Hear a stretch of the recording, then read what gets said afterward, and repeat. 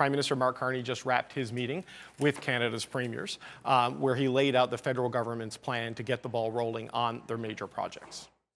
More projects will come forward. It's not like the gate doesn't come down all of a sudden.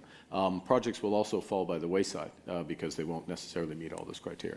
It's a living list, but what's being clear is what's being put in place, or what is being proposed, will be proposed in legislation, is the ability of the federal government to devote the right resources to these projects, to make quick decisions about those projects that respect our environmental responsibilities, other responsibilities, work with the provinces directly to move forward and to get the country building. Okay, that was Prime Minister Mark Carney outlining his plan to get the country building major projects. Sitting at that table with him was Tim Houston, the Premier of Nova Scotia, and now he's sitting at the table here with me. Premier, it's good to see you. Thanks for having me. It seems like only 24 hours ago we were getting off the plane together from Toronto to Saskatoon. I mean, are you as optimistic as Doug Ford and as Scott Moe? I mean, the rhetoric and the discussion about a generational opportunity is not the sort of thing I've seen at a First Minister's meeting in a long time. It was incredibly positive. It was a really good meeting, actually. Certainly the best one that I've been in as a Premier with First Ministers. But look, the Prime Minister is talking about Canada as an energy superpower. That's pretty it's pretty easy to get behind that. Talking about making Canada the strongest economy in the G7. I mean, who can't get behind that? So we have every opportunity to be an energy superpower. We have every opportunity to be the strongest economy in the G7, and we're all pointed in that direction. So I'm incredibly optimistic right now. How do you go, though, from turning that from rhetoric into reality, right? Because promises and projects, there's a big path between those two things. Yeah, I think, you know, the Prime Minister kind of laid out a path where they have to pass their legislation, you know, hopefully over the next few weeks, hopefully they'll get support in the House of Commons to pass that. And then they'll kind of zero in on really putting some meat on the bones on some of the projects. But in Nova Scotia, we're ready to go. I mean, we're incredibly excited about the offshore wind potential we have. We can generate a lot of energy offshore. We haven't really seen a path to realizing that because there was no path to market. But with the federal government investment in transmission, that's what we were talking about today, and asking the federal government to support an Eastern Energy Partnership, which would connect our regional grids to really what we would call the energy economy. It opens up the potential for our offshore wind, and that is billions. It's tens of billions of dollars of investment, and that's very real. That investment has been held at bay because the infrastructure hasn't been there. So listen, to hear the Prime Minister talking about investing in infrastructure, investing in big projects, that just sounds like potential to me, and I'm incredibly optimistic about the future. So let's just, if we can get a bit more granular on the Eastern Energy Partnership, because it's kind of a new concept, I think, that builds on old concepts. I know you talked about the offshore wind potential. You want to do the offshore wind farms with subsea cables, I guess, bringing the power onshore. Is it then, what, just a big build out of the grid in the maritime provinces? Does it bring in Quebec? Does it bring in Newfoundland and Labrador? How far does it go? Yeah, so it would, all of those things. Okay. It would bring in Newfoundland. It would strengthen the connections to Prince Edward Island, and then you know, we'll let the engineers figure out the exact route, but you know, most likely an overland route through New Brunswick and connecting into Hydro-Quebec, into Ontario, and onto markets. So there's huge. So do you want to sell to Canadian markets or American markets, both? How do you see? Yeah, where do you see the energy going? Wherever the price is best. All right. But I mean, there's huge demand for energy, certainly in other parts of Canada, and even in Nova Scotia. I mean, our own. So just for order of magnitude, we believe we can create 40 gigawatts of wind energy offshore in Nova Scotia. 40 gigawatts. Nova Scotia uses 2. Canada uses about 150. So this is almost a third of the energy of Canada that Canada uses. So it's a very big number, but there are big demands for energy, and certainly in New England, even across, you know, the rest of Canada. But our own domestic consumption in Nova Scotia, where we use 2 gigawatts now, that will increase. You know, when we increase industrial activity, maybe data centers. You know, there's all kinds of. When you have a clean, green, reliable energy, it's not going to be depleted. It's going to be there, and it can really change the economic future of Nova Scotia. And the discussion today was about you know, the federal government supporting a path to market so we can actually sell it. And that opens a lot of doors for a lot of industries. Right, so but there's a big price tag that comes to something like this. And as you well know, one of the challenges, I think in your province, is as you've built out more of a, shifted away from coal in Nova Scotia and built transmission capacity, that gets bundled into what ratepayers pay. How do you see something this large working? Is it largely through the federal government, finding a way through their balance sheet to protect ratepayers from having to pick up the cost of these transmission to markets? Affordability and rate stability, these are front and center all the time. But I think we'd be looking for the federal government to support us on a pathway. It could be a national energy corridor with those transmission lines, and these are mostly cables for our wind energy. But look for the federal government to support that. Hopefully invest, sure, but I have to tell you that the private capital that is lined up to invest in the offshore is very significant, and the benefit of renewables like this with wind is we can offer rate stability for it. Could be a 15-year power purchase agreement, it could be maybe a 20-year power purchase agreement. So I know that the prices, we're super sensitive on the price and what people can afford. But at the same time, the fluctuations, the highs and lows on the cost of energy are just debilitating for people, but also for companies and industry and job creation. So we're just excited about this wind is there. It's blowing. It's the strongest wind speeds in the world are offshore in Nova Scotia. It blows a lot, and it's not been tapped. And now I'm seeing a little light at the end of the tunnel where we can tap that. So not to get too granular on it, but like wind power can be up and down, right? And not in price, but in reliability and consistency. Can that be the base load power for the sort of the industrial development you're talking about, or does it need to supplement something else? Well, I mean, look, it does blow a lot in the offshore. It blows 60% of the time. That's a really frequent. I think that's the most frequent in the world as well. But then, to your point, there's 40% when it's not. Right. So we have to be conscious of that. And I think that's where you can start to look at the hydro solutions, where they're moving water up and down to use hydro as a battery. And this is the tie-in with Newfoundland and Labrador and Quebec. You start to use it as a natural battery, but there'll be batteries involved in the equation no matter what. But look, we're having a discussion. We couldn't have this discussion before, so that's why I'm so excited. And when you look at the cost of sort of this thing, I mean, you've got the private capital, you say, lined up ready to go, presumably to build the power generation. What would you look at in orders of magnitude from the federal government to sort of build out that transmission corridor, like in a round number? Because I guess it's just a conceptual stage. The whole transmission system, through Atlantic Canada and onto Hydro-Quebec's grid or somewhere close to that, it's billions of dollars. It could be $8 billion. It's a significant investment, but the economic opportunity that investment unlocks it's really, really breathtaking. So everyone's encouraged today because nobody's been told no, right? Eventually, someone's going to get a yes and someone's going to get a no. How do you think the dynamic at the table might shift then? And what's your sense of the timeline for when you're going to know yes or no on some of these things? Yeah, so I think number one is like I think everyone's excited because we're the unity across the country now. What's good for one region is good for Canada, and I think more and more as Canadians we're recognizing that and embracing that. So, but I think there'll be some projects that fall off the wayside when there's more analysis done, or when you dig a little deeper and say it doesn't work. There'll be other ones that emerge that aren't even seen today.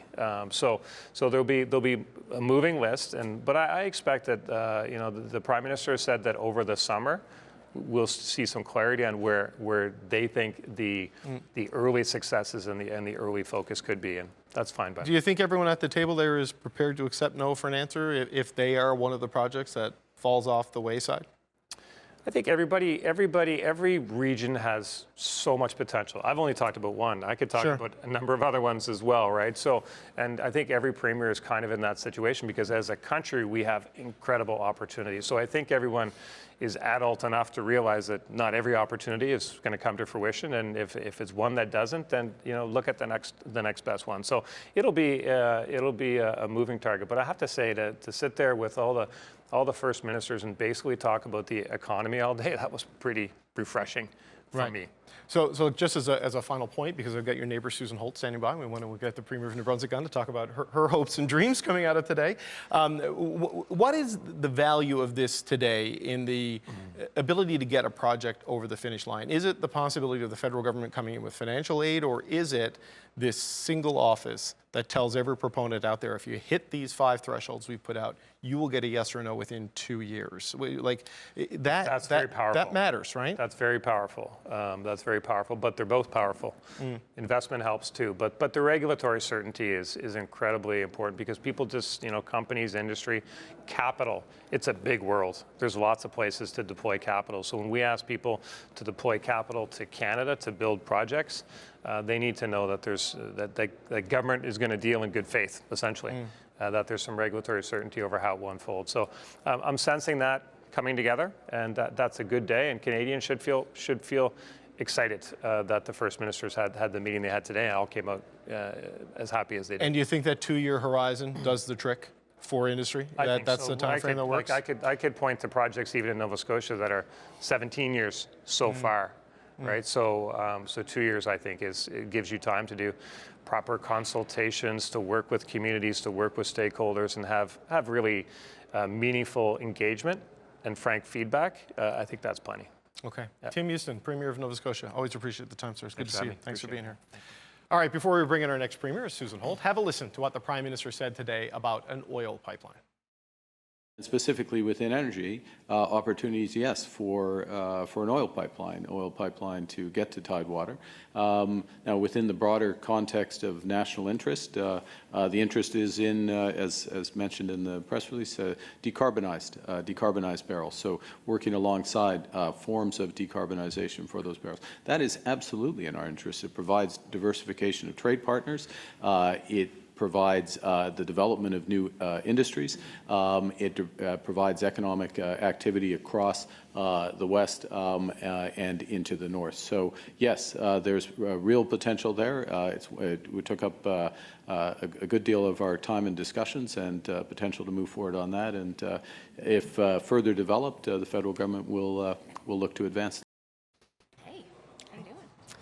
All right, that was Prime Minister Mark Carney at the closing press conference of the First Minister's meeting here in Saskatoon. One of the people who was there was New Brunswick Premier Susan Holt, and she's joining me here now. Premier, it's good to see you again. Thanks for being here. See you too. You know, when we talked Friday, you said today might be like the Hunger Games. I know you were kind of joking, but the Hunger Games didn't end like that press conference. I mean, what's your sense? How would you describe it now that you've gone through the process of the mood in there and where you are in terms of advancing things?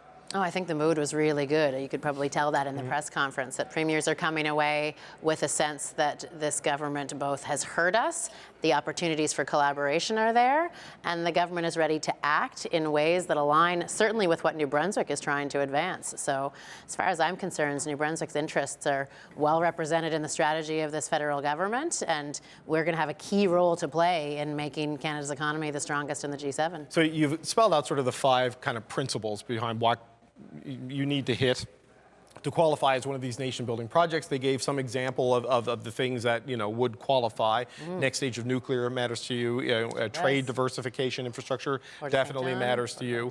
But the Eastern Energy Partnership, we're just talking to your neighbor, Tim Houston, about wind power and transmission build out, and what does that look like for New Brunswick if that project is one of the ones that goes ahead? Well, New Brunswick's in the center of that one because Nova Scotia is looking to get tied in to New Brunswick. PEI needs new cabling to New Brunswick. We're going to connect into Quebec and strengthen our ties to the U.S., and then Newfoundland's going to come in as well. So we're building the kind of resilient integrated grid that is going to help drive reliability and affordability for all Atlantic Canadians, and it's going to help us export power. So key with the Eastern Energy Partnership is there's 3 components to it. The first one's the transmission, so it's important that we get that right. The next piece is generation. So you heard Tim talk about the wind opportunity. Certainly New Brunswick's been successfully developing wind onshore for some time, and we have an opportunity for new nuclear that also pairs with the next stage nuclear opportunity the Prime Minister talked about. And then there's energy infrastructure that we're also looking to have as part of the partnership that's going to connect us to Quebec in new ways, and it's going to allow us to build industry who will know they have access to reliable, competitively priced power. I'm old enough to remember, though, when the Atlantic Loop was going to do all of these things, and the Canadian Infrastructure Bank was going to be involved. This, with the addition of the offshore wind from Nova Scotia, feels a lot like that project that failed to go ahead for a bunch of reasons. So why is it now suddenly a nation-building project of national interest? Well, they're very similar, and actually one of the reasons why I think it works well now is a lot of the pre-work had been done. So some of the investigation of where interties could happen and how it could get built out has already been done, and certainly the Prime Minister is keen to see things move fast. I'm keen to see things move fast. So we could build off the work on Atlantic Loop. It's slightly different. The connection points are different coming from Newfoundland through Quebec. The concept, though, seems very similar. The concept is similar, but then there's the key piece of generation. Like we're talking about how do we get the new wind from PEI in, how do we get new nuclear from New Brunswick in, how do we build the kind of stabilized environment that gives us good firm power rates and lets us meet the U.S.'s needs as well. So the infrastructure for trade diversification, you talked about the Port of St. John, excuse me, old habits as a Newfoundlander. Always a Newfoundland. I know, but one of the most trade-exposed cities in Canada, as we learned throughout the tour, like 92%, I think, of exports go to the U.S. Tangibly, what does something like that look like for the Port of St. John? Is it to increase shipping capacity to target Europe? Like, what are we talking about there in terms of what you would like to see for that city? Well, we were really excited to see the export diversification infrastructure in, because that's exactly where the project that we submitted for the Port of St. John and the St. John Trade Corridor fits. So it's Sims Corner. It's a new rail piece. It's a doubling of rail lines. It's supporting an area where there's erosion at Bayside. It's allowing the port to handle the growth that it's already experiencing, because the containers are coming in exponential numbers. We've now added wharf-side cold storage, which means that we're going to be able to take New Brunswick food to the world as fresh as possible. And so there's about a $295 million project there to ensure that the port, which already sends goods like potash to Saskatchewan, goods to Vancouver from the port, it makes sure that that linkage is reliable and is moving quickly and isn't the bottleneck that it is today. So look, it was very clear there was a different tone there, right? Like often the first ministers have been coming together a lot over the last number of years, mostly because of crisis, responding to either COVID or whatever happened with Donald Trump and these sort of external challenges. That is the motivation to get together, but it's also to work together to find, building opportunities. How quickly do you think Canadians are actually going to see the change beyond sort of the vibe shift at a closing press conference and the good faith that seems to exist between the federal and provincial and territorial level right now? Well, in New Brunswick's case, I think they're going to see it really quickly, because we put forward the kind of projects in the nation's interests that are ready to go. So I talk about Sims Corner and the Port of St. John and how that's been mapped out. We're going to move on that right away, and that's going to be felt not only in St. John, it's going to be felt for their customers, for CPKC, for the people that we're sending goods to, and for folks all across New Brunswick. I think the key piece here is that we are still under quite a bit of threat. The Chinese tariffs are in place. We've got the president threatening to double tariffs on aluminum. In 2 days. In 2 days, right? So now we can't let our foot off the gas, right? Canada has to seize this opportunity to build and build quickly, and the premiers are united in that. And look, New Brunswick is made for this moment, because we have the trade infrastructure, we have the energy infrastructure, we have the critical minerals, we have the nuclear opportunity with the only approved site east of Ontario for new nuclear. And so we're ready to make sure that New Brunswick is playing a huge role in this new building of Canada. But so, there's the speed at which government normally moves, the speed at industry likes to move, and then there's the speed of expectations, and they're not necessarily in alignment, even if all the leadership is. So are we looking at seeing projects moving this calendar year, or moving through the approval this calendar year, like shovels in ground in the fall? Where are we on that? That's a good question, because the federal government tells us they're keen to get this legislation in right away so that they can use this major project office to move things along. Some of the things that we've put forward, like the Eastern Energy Partnership and our St. John Trade Corridor project, those don't need a lot of approvals by way of federal work. They really just need the partnership, some of the supporting dollars. A lot of alignment there. A lot of alignment. So those are ready to move, and I think could be moving before the end of this calendar year, absolutely. Some of the other projects that we've heard about need a bit more development, but in New Brunswick's case, we put forward the things that are going to move this year and next year so that we see the benefit right away. Same question I asked Tim Houston, in that everyone is happy and all together today because nobody got a no. And at some point, they're going to start getting no's. And what's your sense of this all being able to hold together to move with this propulsion and unity once winners and losers start emerging from the lists of projects that were submitted? Well, I think one of the things that happened really well around the table today is that we all agreed on some of these priorities. The need for these critical mineral pathways is something that they want to see in BC, they want to see in Manitoba, in Ontario, we in New Brunswick want to see it. People who are interested in export diversification infrastructure, that applies to multiple provinces. So like you say, everyone has a place to plug in. New Brunswick more than most, I think. You know, we're walking away with 4 out of the 5 right up our alley.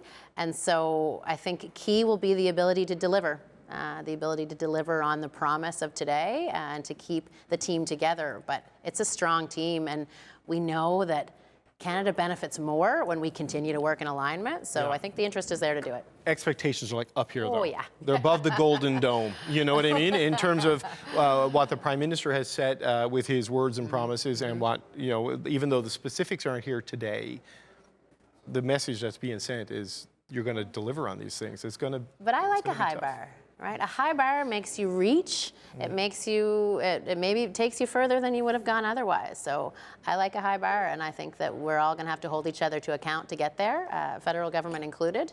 But I'm both pragmatic on this, impatient, but feeling really confident in Canada's ability to distinguish ourselves globally in the face of this crisis with the U.S. and really build something that's going to benefit every Canadian. Right. Well, no pressure. You just have a whole country counting on you. Susan Holt, Premier of New Brunswick, always good to see you. Thanks for being here. Thanks, David. Well, here is Prime Minister Mark Carney speaking earlier after spending the entire day in talks with Canada's Premier.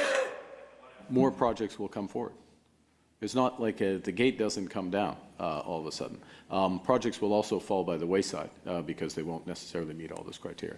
It's a living list, but what's being clear is what's being put in place, or what is being proposed, will be proposed in legislation, is the ability of the federal government to devote the right resources to these projects, to make quick decisions about those projects that respect our environmental responsibilities, other responsibilities, work with the provinces directly to move forward and to get the country building.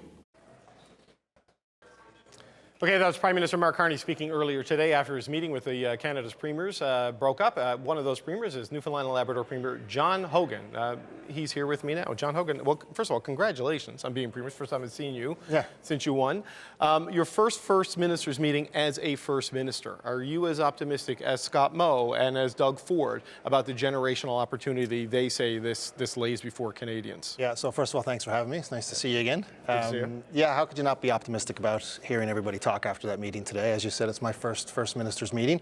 Certainly been around politics and following politics for a number of years, and obviously there's a bit of back and forth sometimes between premiers and Prime Minister, and you didn't see any of that today. I think Premier Ford said it's the best meeting he's had in 10 years.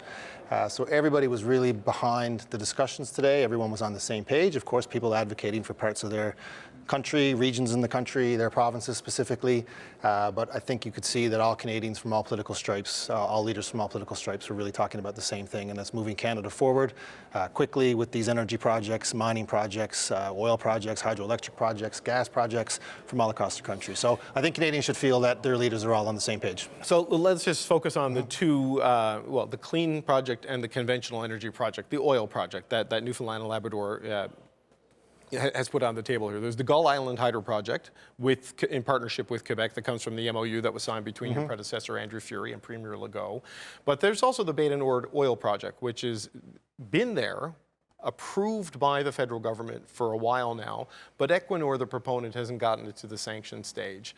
I mean, what more needs to be done to get this one over the finish line? Because when I saw Stephen Guilbeault, of all ministers, green-light it for development, I just thought it was a matter of time. So, I mean, I think you raised a couple of good points there, too. There needs to be a little bit of work done, and this was a great opportunity as Premier of Newfoundland and Labrador to advocate for what's next in terms of Equinor sanctioning that project.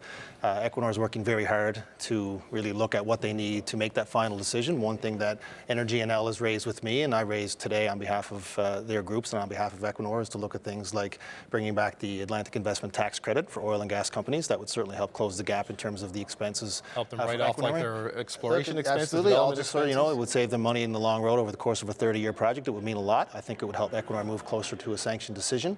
And another thing to take out of this today, when we talked about projects, a lot of conceptual ideas, a lot of projects that were proposed without proponents. I mean, we have 2 projects right now, the 2 that are important to us and that you raised, and then Mr. LeBlanc raised as well.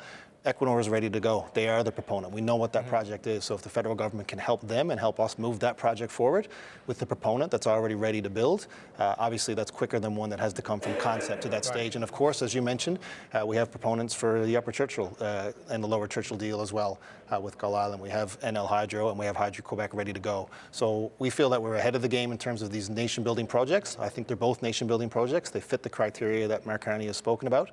And it's such a benefit for Newfoundland and Labrador to be a little bit ahead of the game in terms of those nation-building projects. Right, and for people watching at home that don't know what Bay du Nord is, an offshore oil field similar to Hibernia, that kind of a development, but a much deeper water. And this is one of the challenges, like twice as far out and much deeper water. $16 billion of oil over 30 years, lots of jobs. But when we talk about nation-building project, of course, it's important for Newfoundlanders and Labradorians. You know how important the oil industry has been since the 80s for us. But it'll help the whole nation. I mean, we'll talk about 14,000 jobs outside of our province, $100 billion to the GDP outside of the province. Right. So it's not just Newfoundlanders and Labradorians that will benefit from this, it's the entire country. So let's just go to Labrador and let's look at the Gull Island project, right? So right now there's 2 developments on the Churchill River. There's the original Churchill Falls project, there's the Muskrat Falls project, and then there is the potential of Gull Island.